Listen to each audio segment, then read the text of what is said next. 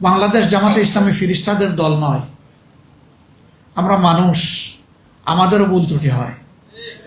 আমরা একটা কথা পরিষ্কার বলেছি যে অন্যায় আর জামাতে ইসলামী একসাথে চলে না,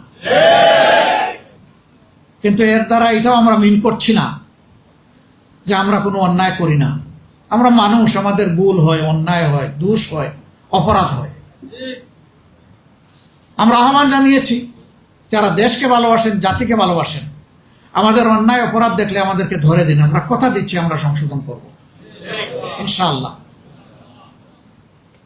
আমি সহকর্মীদেরকে বলবো, গায়ে যদি আপনার সাদা কাপড় থাকে আপনাকে যত্নশীল হতে হবে। সমাজের যে কথাটা আছে সাদা কাপড়ে দাগ লাগে, কথা ঠিক না?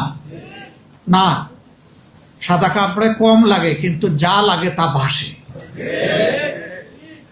Very careful. নৈতিকতার প্রশ্নে জামাতে ইসলামীতে কোনো ছাড় নাই। আমরা চেষ্টা করব সংশোধন করার। যদি সহনীয় মাত্রার কোনো লঙ্ঘন হয় আমরা চেষ্টা করব সংশোধন করে তাকে দায়িত্ব পালনের সুযোগ দেওয়ার। কিন্তু সেই মাত্রাটা যদি ভারী হয় তাহলে আমাদের কিছুই করার থাকবে না। আমাদেরকে কঠিন সিদ্ধান্তের দিকেই যেতে হবে।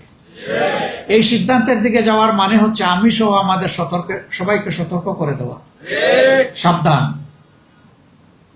সবাই সাবধান। ভাই এবং বোনেরা, শয়তান কি আমাদেরকে ছেড়ে কথা বলবে? মানবতার সূচনা থেকে এই শয়তান মানুষের ক্ষতি করার জন্য লেগেই আছে। আর যারা মুমিন মুসলমান তাদের সাথে আরো শক্তভাবে লাগে, কারণ এর বাইরে যারা আছে, যারা আল্লাহকে মানে না, আল্লাহর আইন মানতে চায় না, তাদের জন্য তো সরকারের এই শয়তানের বেশি কিছু করা লাগে না, লাগে তো যারা মানতে চায় তাদের জন্য। সুতরাং যুদ্ধটা তো শয়তানের আপনাদের সাথে, আমাদের সাথে, আমরা যারা মানতে চাই আল্লাহ তাআলা। এই জন্য খেয়াল রাখতে হবে নফসের দুঃখ এবং শয়তানের ওয়াসওয়াসা যেন আমাদেরকে পরাজিত করতে না পারে।